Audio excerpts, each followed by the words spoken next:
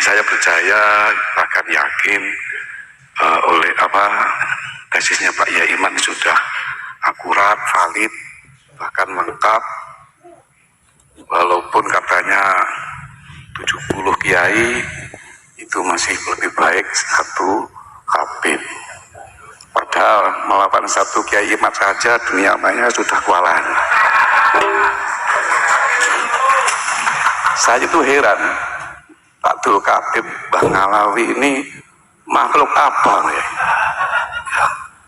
Kalau Nabi, wali bukan, malaikat bukan, ifrit bukan, tapi bisa mundur-mandir keluar masuk ke surga. Nah ini, apakah ini tidak menyesatkan? Superman juga bukan, Malampir bukan. Ini kalau tidak dijelaskan kan kasihan anak-anak santri.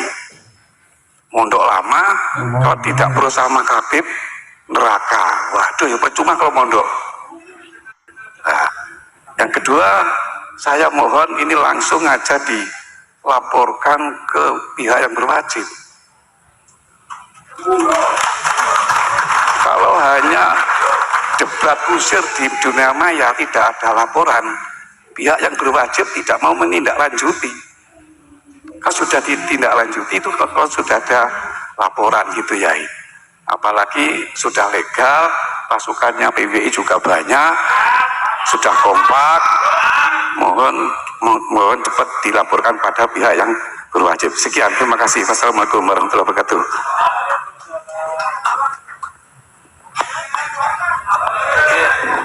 Monggo Yai mau terkait dengan siapa itu Pak Alawi gitu ya. Monggo Yai. Siapa Balawi ya? Orang yang terverifikasi sebagai orang mulai abad ke-9 Hijriah. Itu sudah banyak kitabnya itu. Mulai abad 9 mereka menulis kitab, bukan hanya menulis kitab tentang tasawuf yang ajaran-ajaran mereka yang seperti sekarang ini, yang sering dibicarakan oleh penceramah-penceramah mereka, itu sudah ada di abad 9. Dalam kitab Al-Burqa Al-Musyiqah tentang mimpi-mimpi, doktrin-doktrin untuk mengambil otoritas Hadramaut, itu juga dengan apa yang mereka lakukan hari ini. Kemudian di abad 9 juga mereka membangun makam-makam yang diatribusikan sebagai leluhurnya itu, yang orang yang nggak ada itu. Bikin makamnya Ahmad bin Isa, bikin makamnya Ubaid, bikin makamnya Alwi, bikin makamnya Muhammad, bikin makamnya Alwi II, bikin makamnya Ali Qasam, bikin makamnya Sohib Mirbat. Itu di abad 9 semua. Tidak ada itu di Mirbat, misalnya 653 Hijriah itu orang dimakamkan ada di Difar, di Mirbat, itu tidak ada di dalam kitab. Kitab yang menjelaskan tentang orang-orang yang ada di Difar itu sudah ada. Al-Kamil fit Tarikh, Ibnu Athir sudah mencatat. Imam Al-Qala'i yang hidup semasa dengan Sohib Mirbat, tapi Sohib Mirbat itu yang katanya guru dari Imam Qala'i tidak disebutkan, tetapi Imam Al-Qala'i disebutkan di dalam Al-Kamil fit Tarikh, disebutkan di dalam kitab As-Suluk fi Tabaqatil Ulama wal Muluk, disebutkan dia sebagai pembawa madhab Syafi'i di Mirbat, itu Imam Al-Qala'i itu disebutkan, dan tidak disebutkan dia punya guru namanya Muhammad Sohib Mirbat. Jadi apa-apa yang sudah tulis dalam mereka, dalam kitab-kitab mereka, maksudnya itu tidak terverifikasi di dalam kitab-kitab sejarah yang ada di masa tokoh-tokoh yang mereka tulis sekarang ini. Faqih Muqaddam sebagai wali besar itu tidak ada. Faqih Muqaddam itu 650 meninggal. Itu kitab yang ada di dalam negara Yaman, Hadramaut khususnya, itu banyak disebutkan tokoh-tokoh di situ, ulama, nggak ada yang bernama Faqih Muqaddam itu. Kalau Syekh Abdul Qadir Jailani, makanya kenapa dari dulu orang Jawa itu ajaran-ajaran thariqah Syekh Abdul Qadir Jailani begitu itu dapat diterima dan mengakar, karena memang sosoknya jelas, Beliau wafat itu sama dengan apa namanya, beda 5 tahun dengan Muhammad Sohib Mirbad. 661 beliau wafat. Itu kitab yang sama yang dicatat oleh orang dengan orang yang hidup bareng dengan Abdul Qadir Jailani. Itu sudah ada. Ibnul Jauzi dalam kitab Al-Muntazam sudah mencatat Abdul Qadir Jailani ulama besar ada di Baghdad. Walaupun Ibnul Jauzi wafat sampai tahun 690-an, tapi dia bersama Abdul Qadir Jailani puluhan tahun, karena Abdul Qadir Jailani umurnya sampai 90 tahun lebih. Jadi sekarang ini apa namanya, ada upaya pula untuk mendegradasi kepangkatan wilayah kewalian dari Abdul Qadir Jailani, bahwa Faqih Muqaddam walaupun di dunia ini pangkatnya kalah dengan Abdul Qadir Jailani, tapi di akhirat nanti Abdul Qadir Jailani jadi anak buahnya Faqih Muqaddam. Nah ini yang mereka katakan, coba masih lihat itu di video-video, masih bisa untuk kita lihat. Nah ini apa maksudnya yang begini-begini? Wali-wali udah sih yang maunya Sadiliyah, agungkan Sadiliyah tanpa untuk merendahkan Qadiriyah, tanpa merendahkan Syatoriyah. Dari dulu ulama Jawa begitu, nggak ada merasa ini lebih tinggi tarekatnya, kita tarekatnya Naqsabandiyah Khalidiyah lebih hebat daripada Naqsabandiyah biasa misalnya. Nggak ada yang begitu. Masing-masing aja ma'rifat billah, menuju Allah dengan cara masing-masing, dengan saling harga menghargai, hormat menghormati. Tetapi sekarang muncul dalam otoritas hegemoni tasawuf Abdul Qadir Jailani yang disebut dengan Sultanul Auliya, Al-Ashhab, Al-Bazul Ashhab, Raja Wali Hitam, rajanya para wali, itu kemudian didegradasi oleh dia, bahwa nanti di akhirat pangkatnya kalah karena Faqih Muqaddam wali mastur di dunia. Kalau Faqih Muqaddam wali mastur di dunia, lu tahu dari mana? Nah wali mastur itu nanti sampai akhirat, bos. Ini wali mastur nih wali mastur itu bukan orang bisa hari ini mengatakan dia wali mastur. Kalau ada orang mengatakan dia wali mastur, berarti dia tidak mastur. Mastur ini begini nih, kita di dunia ini punya tukang kebon, kelihatannya hina dina, sholat aja kagak pernah kelihatan. Jangan betul kamu itu orangnya berarti. Pas nanti kita sama-sama ada di akhirat, ternyata dia begitu dimuliakan oleh Allah. Itu namanya wali mastur. Kalau di dunia kita sudah ngomong itu wali mastur, berarti dia tidak mastur. Mastur sing pundi.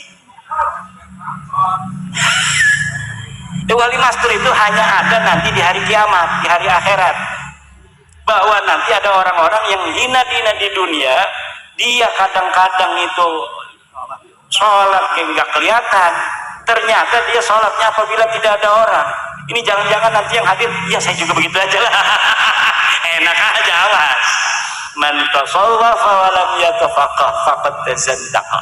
Orang yang bertasawuf dia tidak berfikih, maka dia akan jadi cindik. Nah itu yang keluar dari hal-hal yang seperti itu namanya mastur. Dia ibadahnya luar biasa kalau tidak ada orang, istrinya aja nggak tahu. Kalau orang istrinya tahu dia ibadahnya kuat, itu belum hebat. Tapi kalau istrinya saja nganggapnya dia, kalau ada istrinya sholat biasa-biasa saja. Tapi kalau nggak ada istrinya, dia sholatnya nangis luar biasa. Itu hebat. Kalau ada istri nangis, dia kenapa saya bermimpi semalam bertemu dengan waliullah, katanya engkau akan meninggal dunia seminggu lagi, kecuali dengan satu syarat. Syaratnya apa? Kamu harus nikah lagi. Tapi saya tidak mau, wahai istriku, saya lebih baik mati 7 hari lagi. Itulah kenapa saya nangis malam hari ini. Kata istrinya, udah nikah lagi aja nggak apa-apa. Ini actingnya ada yang begitu tuh. Ada nggak yang begini actingnya? Saya punya temen actingnya begitu. Temen apa temen? Nah itu. Jadi bapak-bapak, ibu-ibu, sekarang ini wali-wali ini gampang diproyeksi. Jadi ada pembangunan karakter seorang wali. untuk niat-niat tertentu orang yang mengiklankannya untuk kepentingan klan, untuk kepentingan ekonomi dan lain sebagainya. Maka kalau ingin mencari wali jangan di YouTube. Saya sudah berapa YouTuber yang ngomong ya Imaduddin waliullah. Orang yang menentangnya pada mati. Saya ketawa-ketawa aja, orang udah ajal gitu. Katanya gara-gara menentang saya. Nah kalau saya mengikuti hati saya itu kepada zonnya orang-orang, itu berbahaya bagi saya. Sangat berbahaya. Nanti saya oh iya jangan nenteng, mati loh. Jangan begitu. Itu kan wallahu a'lam bishawab, kita pun tidak tahu kenapa itu ada orang kok lagi wasiat mati, habis wasiat mati. Lagi kita nggak tahu. Tapi saya pribadi, walaupun youtuber waliullah itu, youtubernya waliullah pasti itu, karena dia tahu siapa waliullah.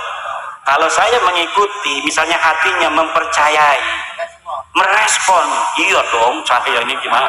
Lah itu saya ini nazaltu min hadzir rahman, saya turun dari bagian Allah. Misal saya nggak tahu apa saya ada bagian di dalam sisi Allah atau tidak, tapi kalau saya mengiyakan nazaltu minhu nazla.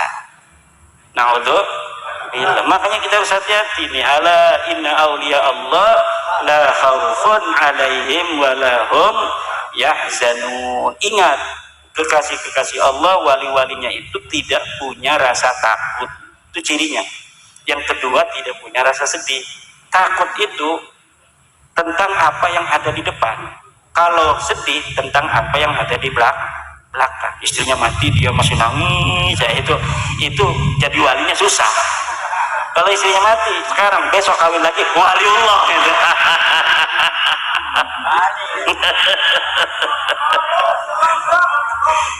Ini apa ya, udah tua juga begini-begini. Assalamualaikum warahmatullahi wabarakatuh.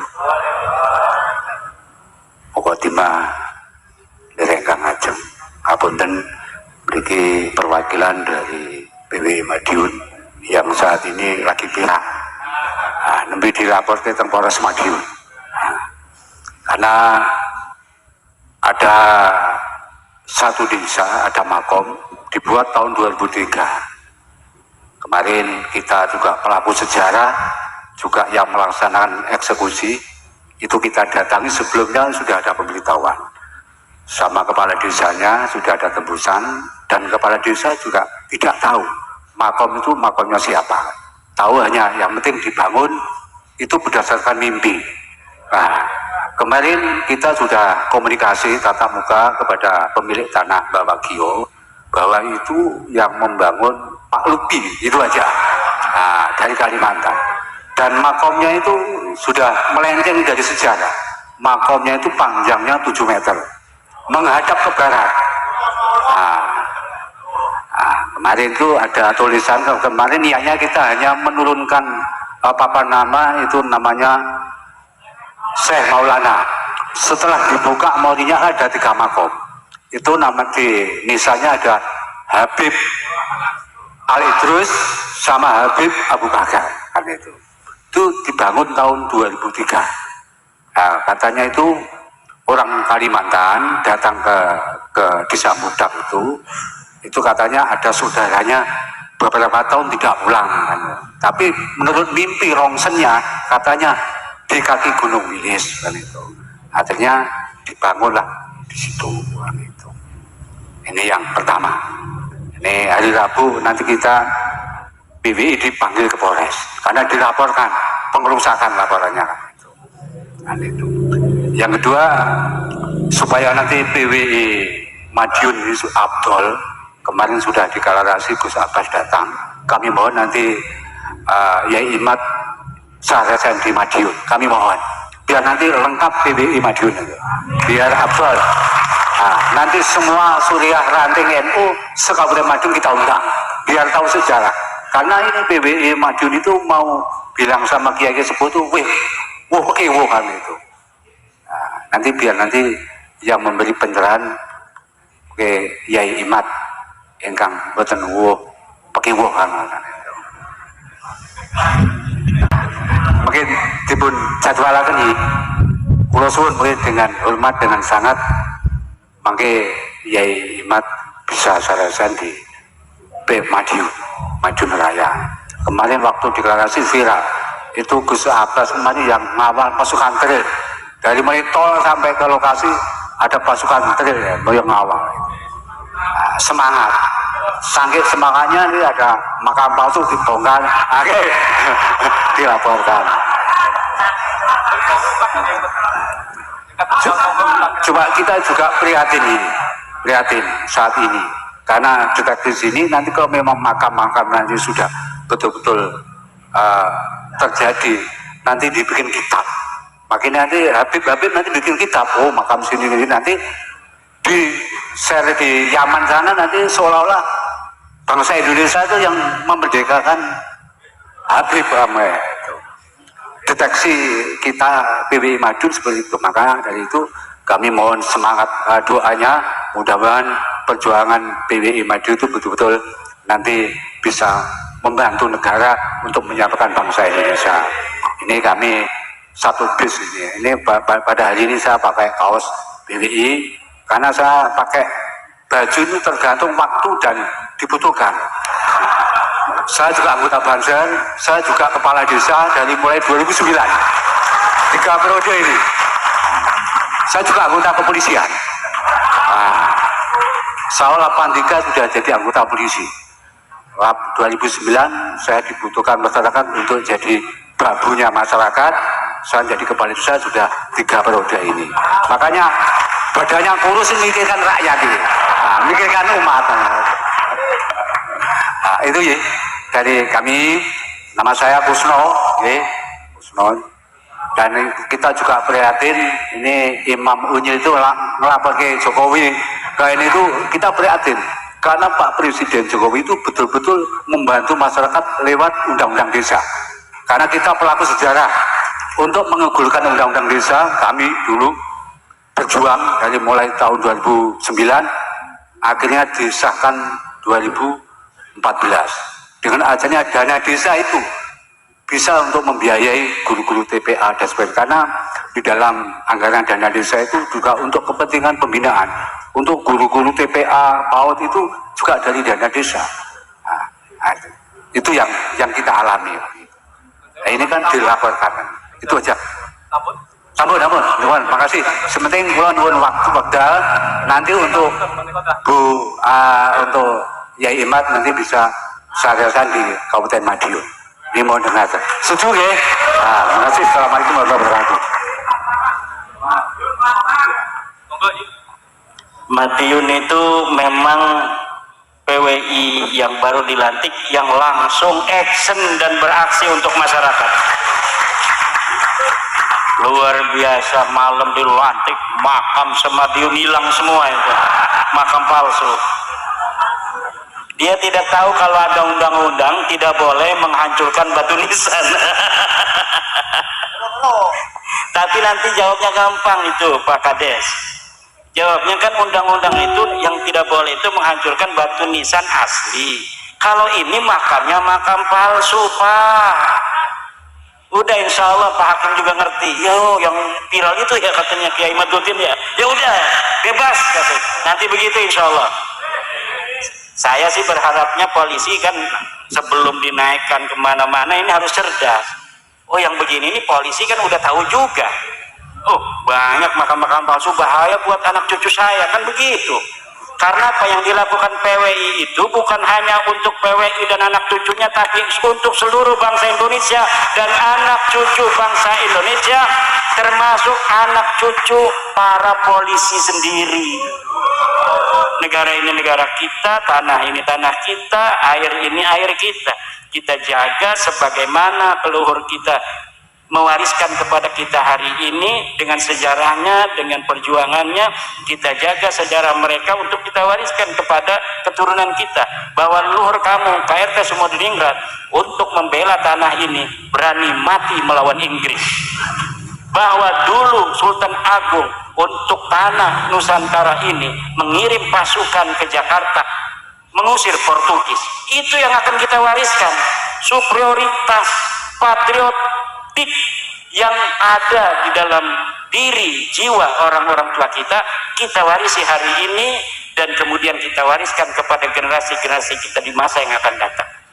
Tapi menurut seorang ahli antropolog, kalau kita ingin menjajah sebuah bangsa, gak usah pakai senjata, rubah aja sejarah mereka, maka pada generasi yang kedua, bangsawan-bangsawan mereka, keturunan para pejuang akan menjadi kambing. Pada generasi yang ketiga, semuanya akan menjadi bebek. Kalau sekarang, mereka ini sekarang merubah, masih ada gaya-gaya para pendekar-pendekar yang tahu sejarah sesungguhnya. Mereka paling mencatat, mereka paling mempersiapkan. Tapi ketika lama-kelamaan dikaji oleh filolog, nyari-nyari kitab manuskrip, padahal manuskrip palsu, wah ini nih lumayan, ada sejarah baru yang tidak ada. Sebagaimana sejarah pada biasanya dianggap buah sumber, padahal itu manipulatif, informasinya tidak ada pada masanya, kemudian bertentangan dengan manuskrip-manuskrip yang lebih tua, mukhalifatan lil usul. Ini hari ini saya lihat sejarawan-sejarawan kita juga, karena dia itu terpacu oleh waktu, ingin menyelesaikan sebuah buku, kadang-kadang bukti-bukti sumber-sumber non primer itu dijadikan juga sebagai bahan oleh mereka untuk menulis historiografi, sehingga kemudian historiografi ini antara satu dan yang lainnya bertentangan. Ini menulis sendiri tentang sejarah Siti Jenar misalnya dengan versinya, ini menulis sendiri dengan versinya, tanpa mau duduk coba mana kita data yang paling primer, itu yang akan kemudian kita jadikan sebagai pegangan. Nah masa depan nanti kita akan seperti itu. Kemudian orang yang selain daripada sejarawan-sejarawan yang tidak mempunyai niat jelek itu, kemudian ada orang nomor ketiga yang dia ingin menulis sejarah untuk kepentingan mereka, yuhibbuna ayyuhmadu bima lam yaf'alu. Tapi sebenarnya kita harus ingat di sana ada Allah. Fala tahsabannahum bimafazatin minal azab. Jangan kau kira mereka akan selamat dari siksa Allah. Yang merubah sejarah-sejarah bangsa itu, la tahsabannahum bimafazatin minal azab. Jangan kau kira mereka akan selamat dari siksa Allah Subhanahu wa ta'ala.